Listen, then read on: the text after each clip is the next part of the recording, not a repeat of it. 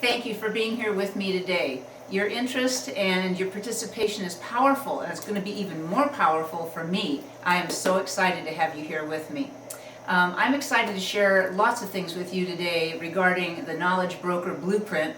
But before I get into that, let me tell you a little bit about where I've been and how I arrived right here. I'm hoping that you kind of can identify with a retiree and the path I've followed. So I've always had it in me to help people. I've just always done it. My mom would drive me to people's houses when I was in high school before I could drive, so I could teach young kids how to play piano. I volunteered at a veterinarian's office and ended up working behind the front desk, helping people and helping animals. In college, I was an assistant head resident in my dorm, which helped my bill for dorm living, but it also allowed me to work with other students and help them acclimate to college life and do other things with them. Again, I was involved with people.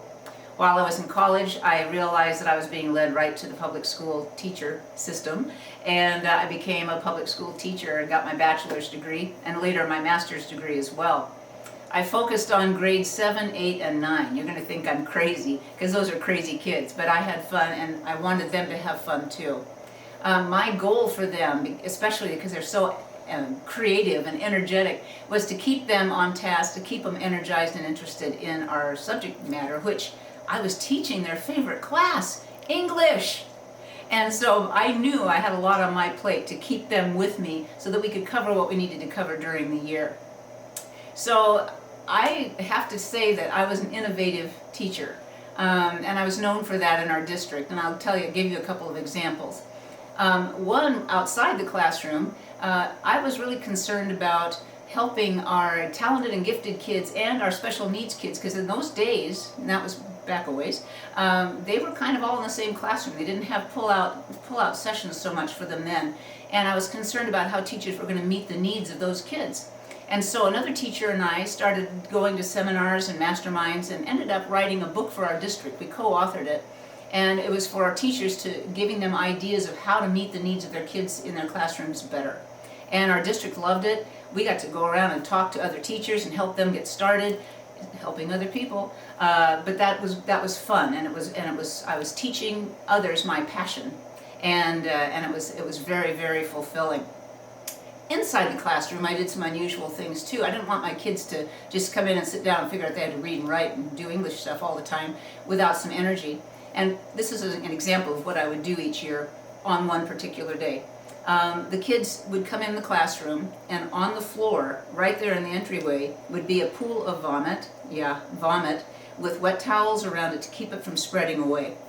And of course they were in agony trying to get past it, and I was telling them carefully, don't get into it, I'm waiting for the custodian to come help me clean it up. And they'd go to their seats, plugging their nose, gagging, getting white, coughing, yelling. I mean, they'd be on the other side of the room just in a panic.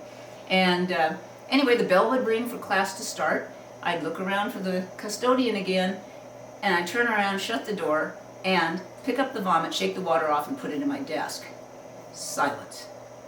And then the roar would begin again, like, what did you do to us? Ah! They were embarrassed and kind of angry that they got fooled. And I told them, wait, you play with me, I play with you. I said, I want you to expect the unexpected in this classroom. I want you to be on your toes. I'm going to do something like this again. I want you to be ready. But in the meantime, stick with me, be energetic, let's go. And they were. They really connected with me when I did things like that. And I did other things too, and you can ask me about them later. But that's kind of how I made a name for myself in the school district, and it was fun. So I did that for over 28 years.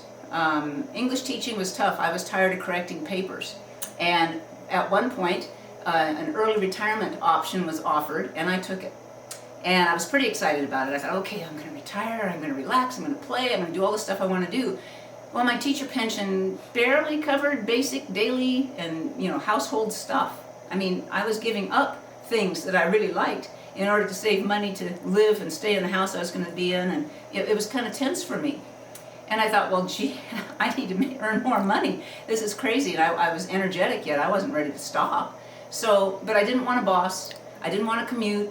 I didn't want to have anybody else's schedule but my own, which led me to look at working online, something I'd never dreamt of doing in my life.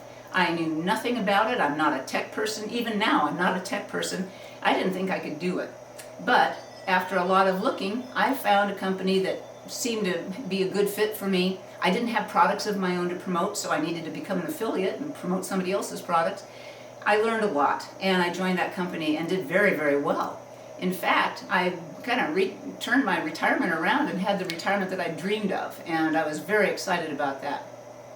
About 3 years later, this company fell apart. I was left high and dry, and I thought, here we go again.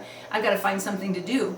And so I started looking for other things online because I learned so much with that first company. I thought, I'll find something else, I can do it. And I looked at e-commerce, I looked at other affiliate marketing, I looked at network marketing. I spent a ton of money trying things out, getting into it and finding out that it wasn't a good fit. And I was really getting frustrated. I'd made some really good friends in that first company I was with, and we had stayed in touch and together over the time following that collapse.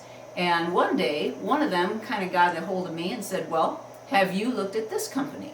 Well, I hadn't, and I thought, why not? If he recommends it, I'll take a look. It happened to be KBB. And I went through the introductory video and was blown away.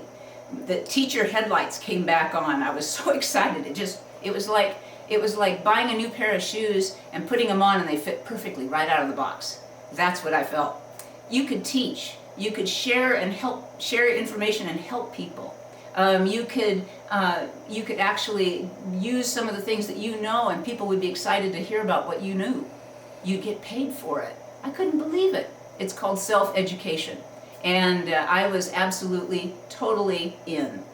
Part of the discussion, always it was kind of around how the school system the education system is falling apart. And I tend to agree with that. I wasn't offended by that by being a teacher, because I know that junior college needs to go away.